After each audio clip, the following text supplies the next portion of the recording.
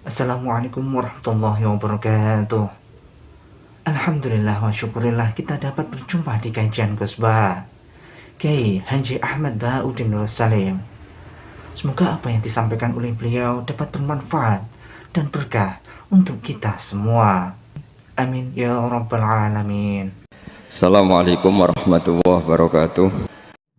Makanya Fir'aun tuh mangkelnya bukan main. Ketika pertunjukan itu akhirnya kan Saharatu Fir'aun kan kalah. Setelah kalah langsung iman. Maka kata Fir'aun, ini jelas Musa itu guru kamu. Cuma pura-pura saja kamu pro saya. Lah buktinya apa? Jare buktinya tadi monggo-monggonan gitu. Jadi pas mau duel adu sihir. Ikut dalah dekne mendingan ya. Qalu ya Musa imma antulqiya wa imma annakuna nahnul mulkin. Monggo jenengan riyen napa kula riyen. Dadi gara-gara dekne didikan Jogja niku. Lah wong ape duel, mestinya tarung itu semakin cepat mengambil kesempatan kan semakin menang. Ini sudah jelas tarung. Ngapunten jenengan riyen napa. Lha iku pangeran itu terus simpati. Wong kok sopane ngono apa? Akhirnya Allah memberi iman gara-gara apa? Imma antulqiya wa imma annakuna nahnul mulkin. Monggo jenengan riyen. Lah Musa juga Allah juga gak terima kalau nabinya kalah sopan. Sehingga Allah memerintahkan Musa adalah sopan. Mboten jenengan mawon. Jadi lucu. Jadi Nabi Musa qala bal alqu. Jadi Nabi Musa enggak jenengan riyen mawon.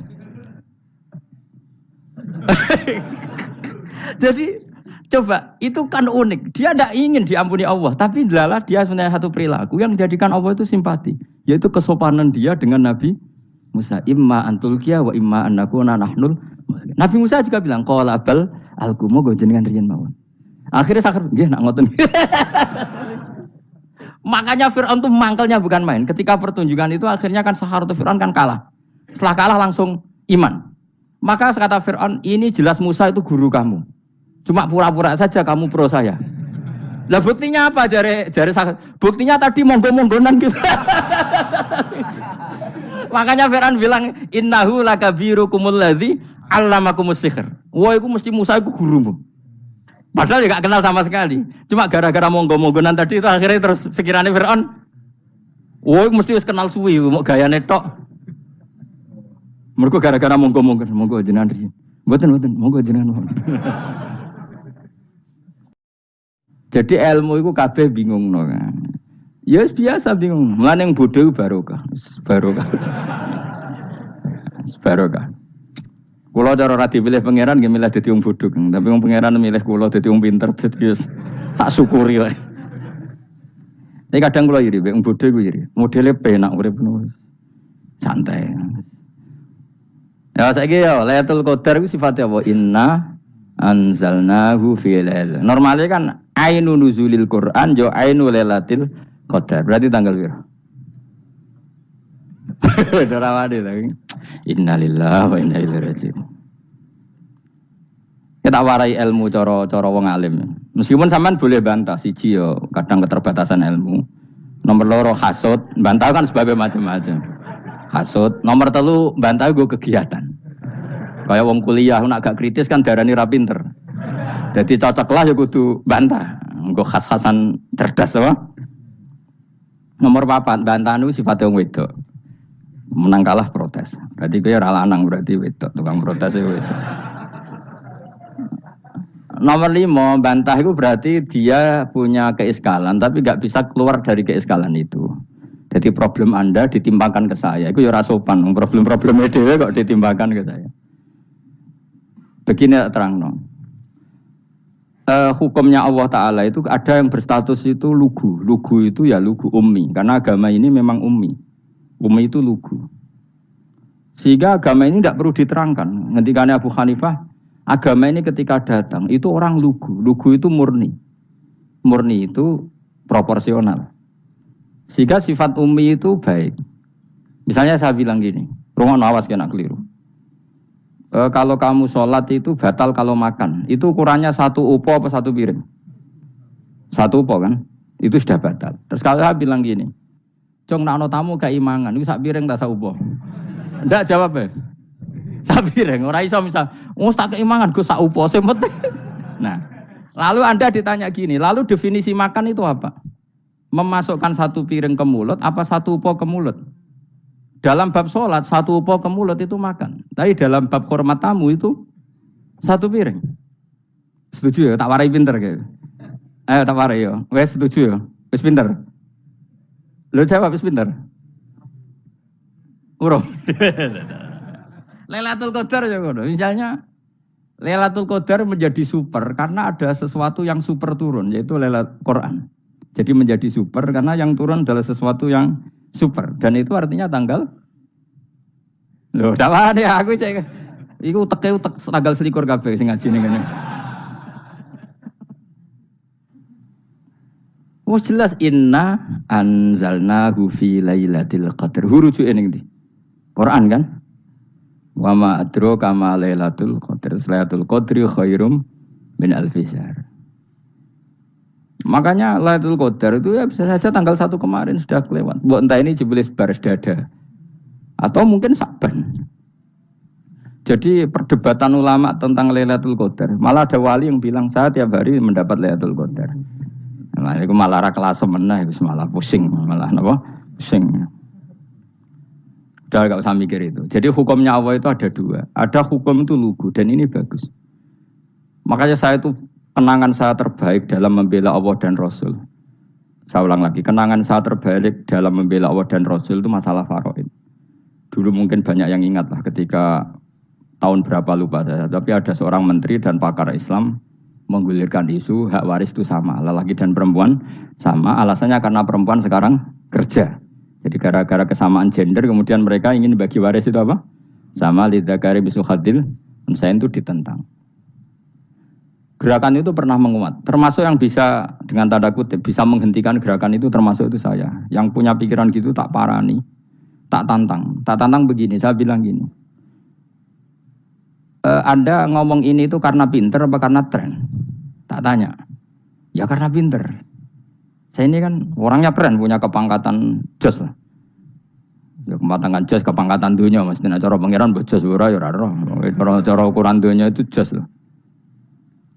Tak tanya, saya itu Pak Ba, termasuk yang setuju gerakan kesamaan gender. Dulu kan lelaki perempuan itu beda sekali karena lelaki kerja perempuan tidak. Sekarang sama-sama kerja maka warisnya harus sama. Terus saya tanya gini, lalu penyebab warisan itu kerja apa lelaki? Dia jawab kerja. Dia nggak ngerti kalau ngadepin saya. Saya ini kan orang alim yang biasa belajar mantek. Dia ini roh nak aku ngalim. Sembrono ya jadi ini. Ketika tak tanya gini, lalu misalnya saya punya anak, yang anak saya putri itu direktur BUMN atau direktur bank atau direktur PT besar. Kemudian anak lelaki saya idiot, goblok. Warisannya dikasihkan siapa? Kalau kerja adalah alasan dapat warisan, berarti anak saya perempuan itu yang dapat warisan dong. Anak saya lelaki kan idiot, nggak kerja. Lalu warisan itu berdasar prestasi apa empati? Kalau berdasar prestasi malah Anda ini aneh. Sudah kerja direktur BUMN hanya karena dia kerja, dia dapat warisan. Karena Anda bilang asbabul irsi adalah kerja. Kalau saya bilang karena empati, saya juga agak fair. Yang kerja juga butuh modal gak saya warisi, tapi yang idiot tak warisi karena warisan berdasar empati. Lalu Anda milih mana? Bingung deh. Sampai dia ikrar, saya belum pernah mendapat perlawanan seperti ini. Karena Anda ngomong sama orang-orang goblok, kata saya. Terus saya bilang, saya ini ngaji Wahab, khatam berkali-kali. Anda mungkin baca kitab Wahab itu hanya terjemah. Maka menurut Islam, yang menjadi hak waris itu sebabnya zukurah wal unasah. Kelelakian menjadi dapat 2 bagian, keperempuanan menjadi 1 bagian. Dan itu Islam tidak mau urusan dengan prestasi maupun empati. Mujarrodul zukurah dan mujarrodul unusah. Sehingga dengan seperti ini tuh Islam nggak ribet. Coba kalau kamu pakai ilatul hukmi, pakai cara berpikir logika, malah ruwet. Karena tadi, kalau kesamaan gender itu karena perempuan kerja, lalu misalnya yang lelaki idiot misalnya atau pengangguran, warisan kamu kasihkan siapa? Kalau kerja itu menjadi alasan hukum, kamu kasihkan yang perempuan kan? Aneh nggak? Yang sudah kerja malah kamu kasih warisan, yang nganggur enggak? Berarti berdasar prestasi atau berdasar empati. Kalau kamu dapat warisan, idiot dulu dong. Idiot dulu, goblok dulu, kecelakaan dulu, baru dapat warisan karena dapat empati. Yang sudah PNS nggak perlu dapat warisan karena sudah Juga ruwet. Fikih seperti ini ruwet enggak? Ruwet. Nah, kata Imam Haromen gurunya Imam Ghazali, agama itu kadang dinuna dinul ajais. Kita ikut yang lugu saja. Allah bilang lelaki dapat 2 bagian dari perempuan, ya lelaki ya yang punya alat kelamin, penis. Perempuan yang punya farji, ya sudah gitu aja, gak usah ruwet-ruwet. Kenapa begitu? Ya sudah seperti itu. Nanti lama-lama gini kalau diterusin. Ada seorang dokter fikih perempuan. Dia menguasai fikih sholat. Ruhin lanang tapi gak menguasai fikih sholat. Rohnya mau pesolatan misalnya. Lalu yang jadi imam siapa kalau berdasar prestasi? Perempuan dong, karena dia doktoral fikus sholat. Dia menguasai aneh-anehnya sholat. Horo ibu masaili sholat dia menguasai. Sementara Rukin takoi sholat itu apa Rukin? Pokoknya ini gugus ngadeg terus lugu. Terus ngadeg malih. Apa? Ada mulan. Nak salam ngalerian. Dia tahunya hanya itu dok.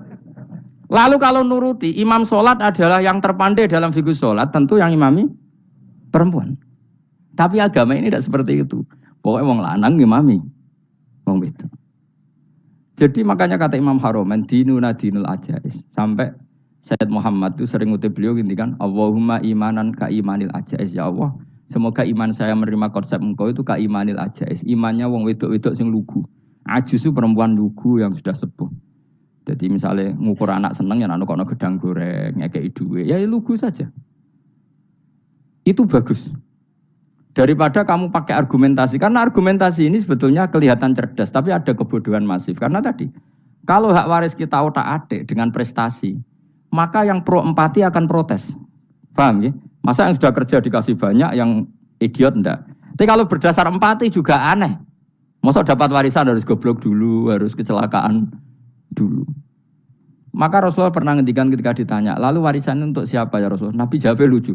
Fali aula rojulin dakarin. Jadi Nabi sempat ngendikan kata rojul. Kemudian direvisi dakarin. Fali aula rojulin dakarin. Semua ulama ngendikan dakarin di sini adalah badal. Nabi ngendikan rojulin. Kemudian Nabi ingat kalau rojul itu identik dengan lelaki dewasa. Apa? Kemudian Nabi mengulang lagi dakarin. Tidak harus dewasa, yang penting lelaki. Jadi meskipun baru lahir, kalau dalam keadaan baru lahir namanya apa? Kan dakarin kan? Belum bisa dikatakan rojul. Paham ya? Nabi ngulang 2 kali. Fali aula rojulin dakarin. Ini penting saya utarakan supaya clear. Jadi agama itu gak usah diotak-atik. Ya itu tadi misalnya imam sholat itu lelaki. Ya sudah lelaki. Lelaki itu apa? Yang punya alat kelamin lelaki. Jangan dibalik ini. Yang dikatakan lelaki itu orang kuat. Sehingga meskipun perempuan kalau kuat, misalnya perempuan anggota poluan, lelakinya cemen, idiot, maka imamnya perempuan gitu. Karena makna lelaki adalah kuat. Ini keruwetan. Jadi agama itu tidak seperti itu. Nah sekarang kembali ke pilihan. Yang dikatakan pilihan itu orang hebat. Apa yang dipilih? Apa berdasar definisi? Apa berdasar kehendak yang milih? Loh kok mulai do pinter, Tumpen do pinter.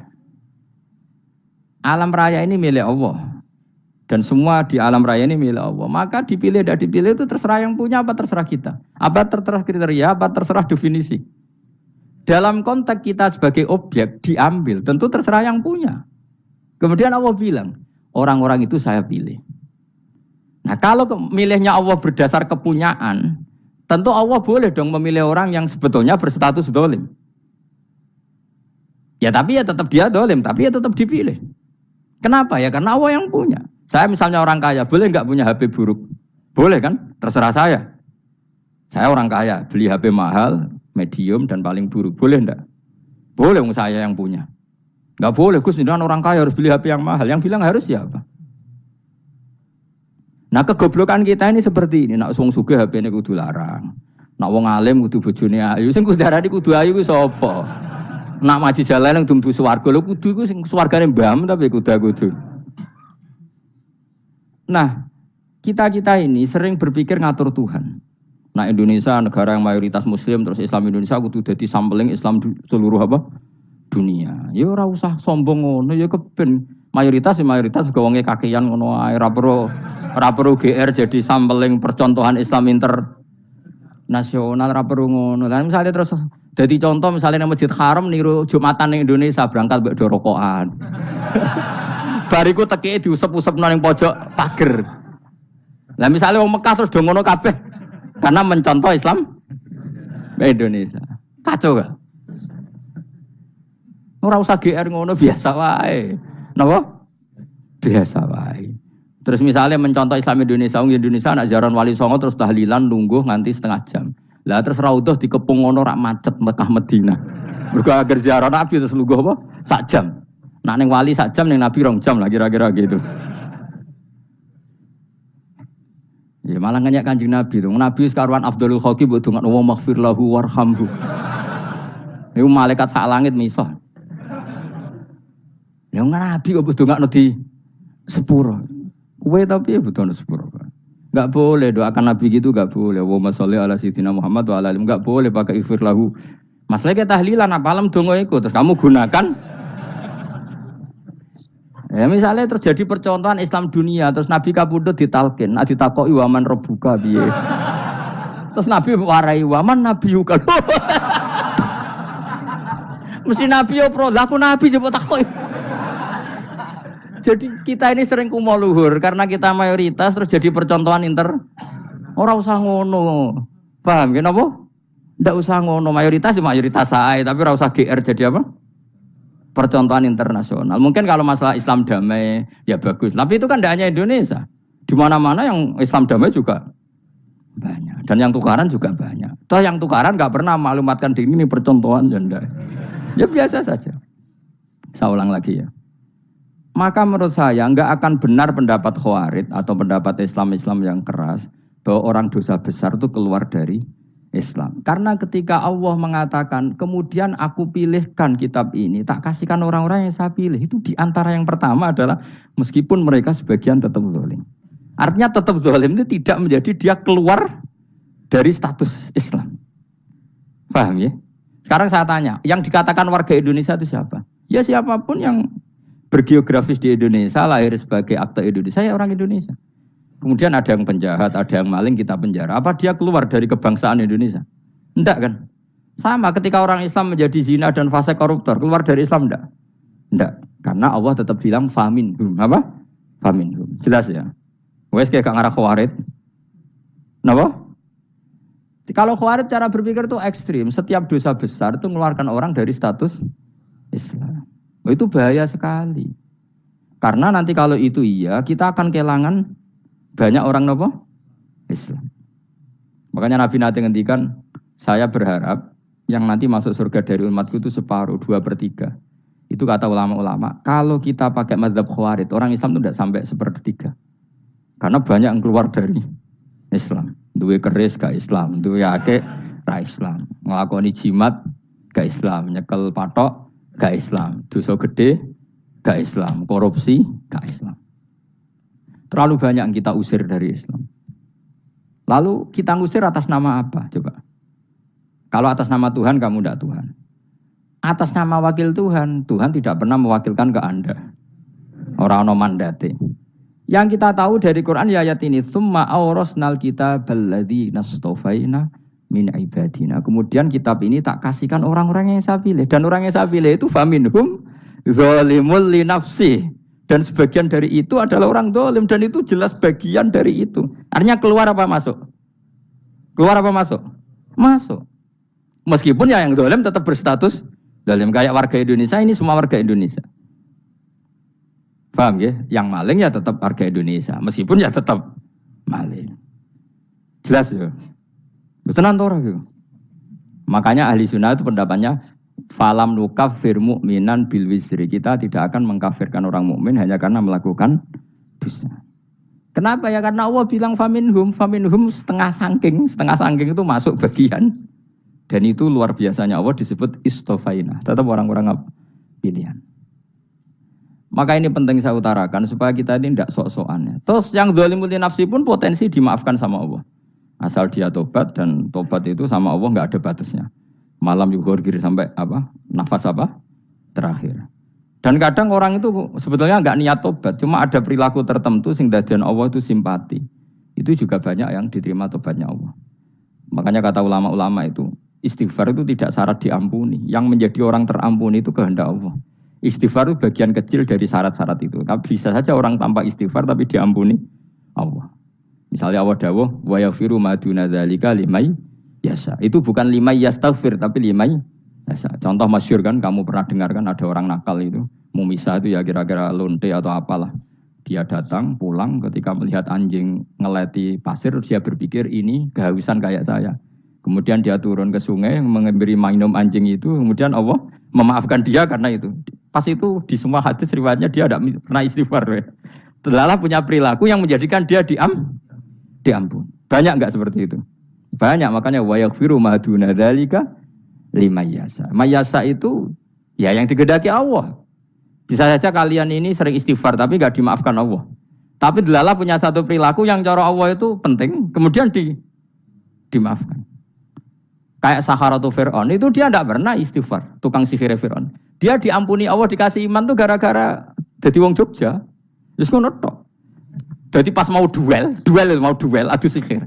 Iku dalah dekne mendingan ya. Qalu ya Musa imma antulqiya wa imma annakuna nahnul mulkin. Monggo jenengan riyen napa kula riyen. Dadi gara-gara dekne didikan Jogja niku.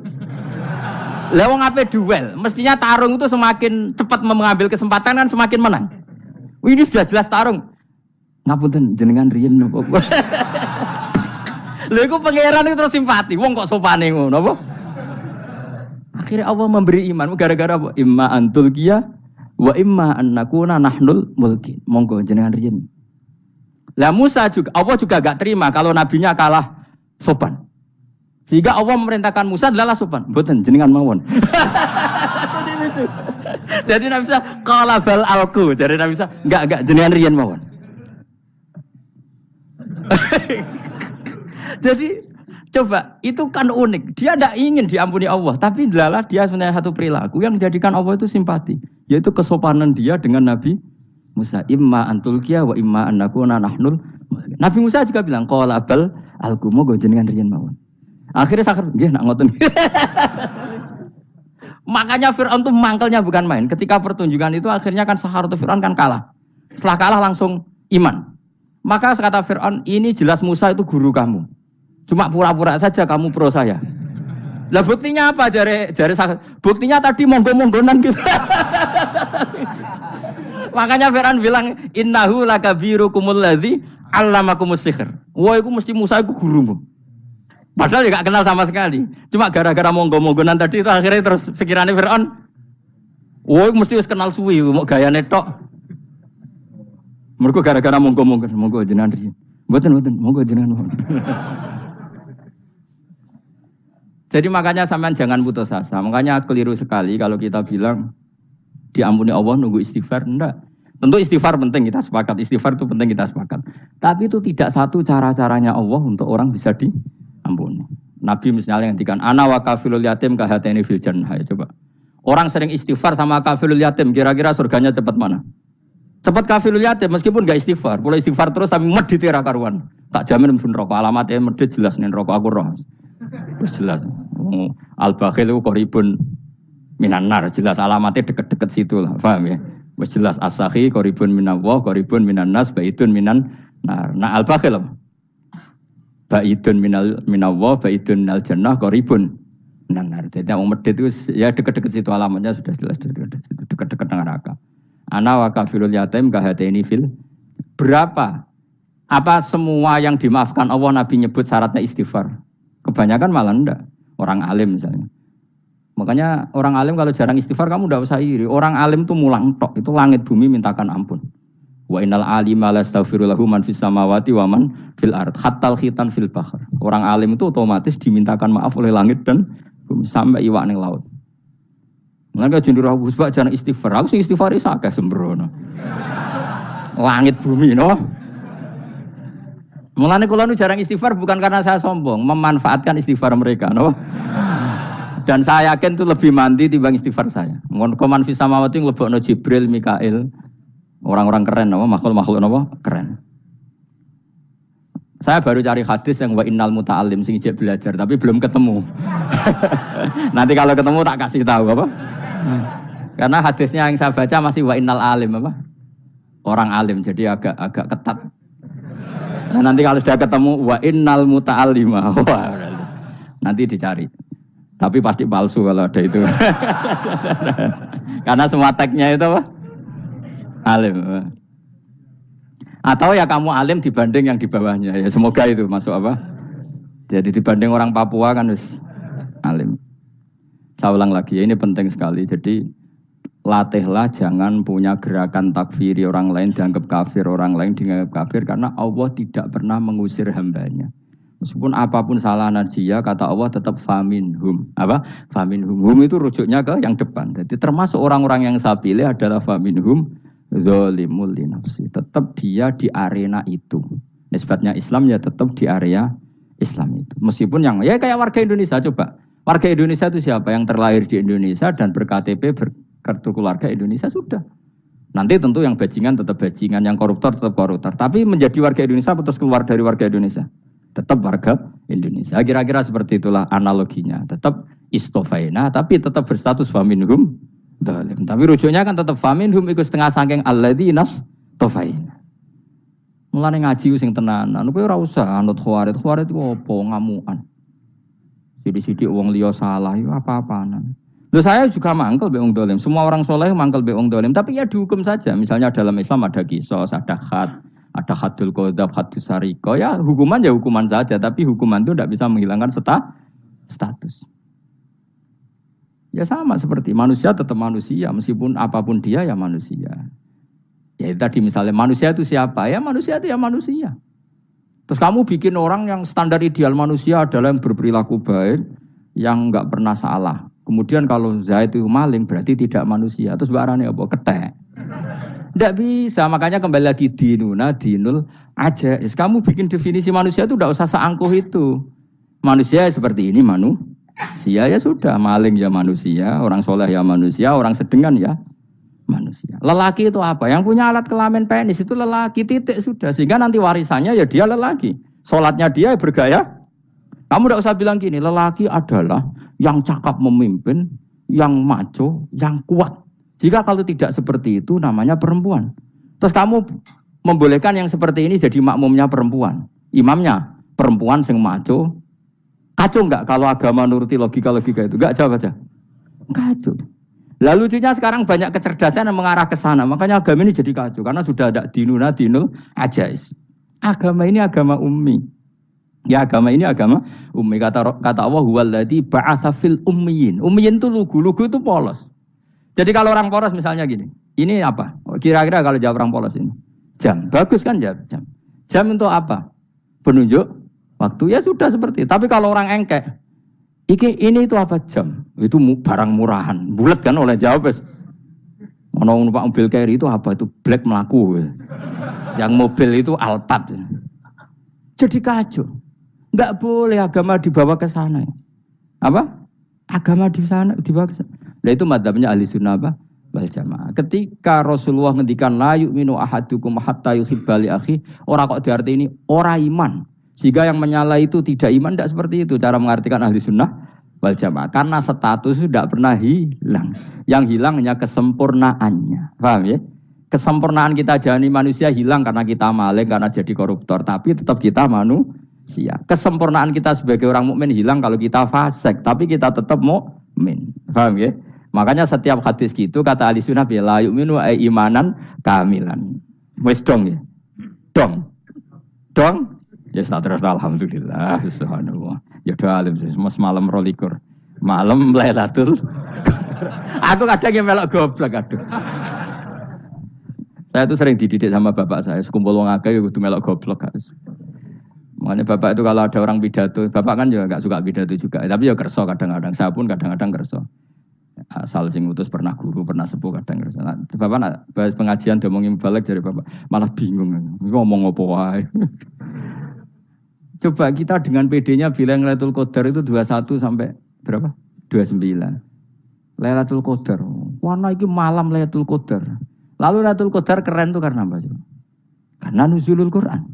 Lalu nuzulul Quran tanggal 17. Lalu Lailatul Qadar tanggal berapa? Oh, ada nih. Alhamdulillah. Tapi ini jangan jadi keiskalan yang masif itu sudah difitnah. Coro Gus Bak, ya ora coro Gus Bak, coro Quran ngawur gitu. Sembrono. Memang aku tidak pendapat tentang Quran, ya tidak ayatnya seperti itu.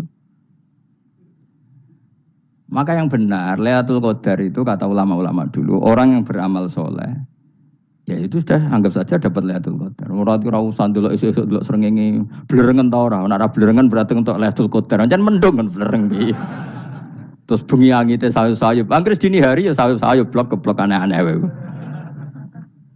Lah nek pikir segoyo ora berarti wong laut gak tarah untuk Lailatul Qadar. Mergo segoro kidul langine bianter. Lah nek ning Dieng ya mesti sayup. Mau angin tok gunung wis kesel tadi ora sayup-sayup. Gawe ukuran ojo ngono, gawe ukuran ngono rak wong Dieng luwih ngrasa entuk Lailatul Qadar timbang wong Segoro Kidul. Segoro Kidul angine apa? Buanter. Padahal alamate piye? Sayup-sayup. Aneh-aneh. Maksudnya alamat ngono iku ora ngono, maksudnya ayat iku Kanjeng Nabi mbadhawuh ngono maksudnya ora ngono. Wes dong ya. Ayo Lailatul Qadar tanggal aku seneng wong bodho. Kowe enak urip wis happy no? Happy. Ya saya ulang lagi ya. Jadi kejati dirian itu tidak bisa hilang dengan standar keidealan. Yang hilang itu standar apa? Keidealan. Misalnya kita maling ya eman lah sebagai orang mukmin kok maling. Warga Indonesia kok kriminal tuh eman, tapi dia tetap orang Indonesia. Orang Islam tetap Islam meskipun dia fasik. Sebab itu Allah ngendikan faminhum zalimul linafsi. Sebagian dari orang yang saya pilih dia adalah orang dolim. Ya dolim saja. Kamu jangan kamu katakan kafir ya dolim saja. Dolim kira-kira maknanya kurang ajar, kacau, kriminal. Tapi kan tetap dia orang Indonesia. Paham ya? Ya tetap dia orang Islam. Tapi Islam yang dolim. Ya seperti saya sering cerita. Saya pernah ketemu orang alim melaku di Tuban. Iku pilih tanggamu. Wong Islam kok do kumat. Umat Islam kok do mabuk. Ya tentu oknum ya. Tapi jare orang alim tadi, itu orang umat Islam. Islam sing kumat. Jadi orang Islam itu hanya dua, umat Islam sama Islam yang kumat. Jadi kalau pas fasik ya Islam kumat. Kalau pas waras umat Islam. Ya sudah itu bolak-balik. Ya, jadi umat Islam.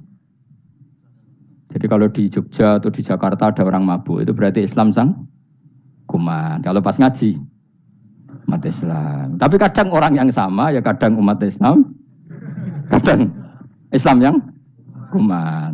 Ya sudah seperti itu. Dan nanti pas diambil Allah, ya tetap statusnya dua tadi. Umat Islam dan Islam yang kumat.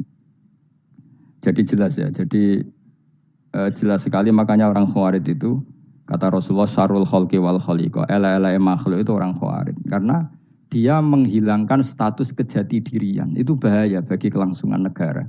Negara maupun agama. Jadi misalnya kalau orang nyuwun sewu misalnya ada orang kriminal di Indonesia. Terus dianggap gak warga Indonesia. Terus mau dibuang kemana? Coba. Sama kalau semua orang Islam yang salah dianggap kafir. Terus lalu mau kamu buang kemana? Padahal dengan kamu katakan kafir, artinya dia sudah tidak wajib sholat. Orang kafir tidak wajib sholat, tidak wajib puasa. Apa tidak lebih ngeri? Karena dia tidak berkewajiban melakukan ibadah-ibadah Islam. Berarti Anda lebih ridho dunia ini rusak. Ya misalnya Zaid karena megang patok kuburan atau melakukan dosa besar, kamu katakan kafir. Setelah kafir dia wajib sholat tidak? Tidak kan? Wajib puasa tidak? Berarti kan malah jura-juran. Karena mendorong orang keluar dari ring permainan kesalehan. Tapi kalau kita katakan Islam, kemudian kita bina. Kan ini jadinya aset. Dengan kamu katakan Islam artinya menjadi aset kan. Bandingkan kalau kamu katakan keluar. Sahabat beriman yang dirahmati Allah Subhanahu wa taala. Kiai Haji Ahmad Bahauddin Nur Salim atau lebih dikenal sebagai Gus Baha, lahir 29 September 1970, merupakan penceramah yang berasal dari Rembang, Jawa Tengah. Beliau dikenal sebagai salah satu ulama ahli tafsir Al-Quran dan merupakan murid dari Kiai Haji Maimun Zubair. Gus Baha merupakan putra dari seorang ulama pakar Al-Quran dan juga pengasuh pondok pesantren Tahfidzul Quran, yaitu Kiai Haji Nur Salim Al-Hafidz dari Narukan, Kragan, Rembang. Kiai Nur Salim merupakan murid dari Kiai Arwani Kudus dan Kiai Abdullah Salam, Kajen Mergoyoso Pati. Nasabnya bersambung kepada para ulama besar. Bersama Kiai Haji Hamim Zazuli, Gus Baha mulai gerakan Cantiko, Jamaah Anti Koler, yang menyelenggarakan kajian Al-Quran secara keliling. Cantiko kemudian berganti nama Mantap, Majelis Nawaitu Topo Broto, lalu berubah menjadi Zikrul Ghafilin. Kadang ketiganya disebut bersamaan, Cantiko, Mantap, dan Zikrul Ghafilin. Dari silsilah keluarga ayah, Gus Baha merupakan generasi keempat ulama-ulama ahli Al-Quran. Sedangkan dari silsilah keluarga ibu, Gus Baha menjadi bagian dari keluarga besar ulama Lasem. Dari Bani Mbah Abdurrahman, Bai Syaiban, atau lebih dikenal dengan Mbah Sambu. Alhamdulillahirrabbilalamin. Telah kita simak bersama kajian Gus Baha, Kiai Haji Ahmad Bahauddin Nur Salim. Semoga dapat bermanfaat dan berkah di dunia sampai akhirat. Demikian yang dapat kami sampaikan. Wassalamualaikum warahmatullahi wabarakatuh.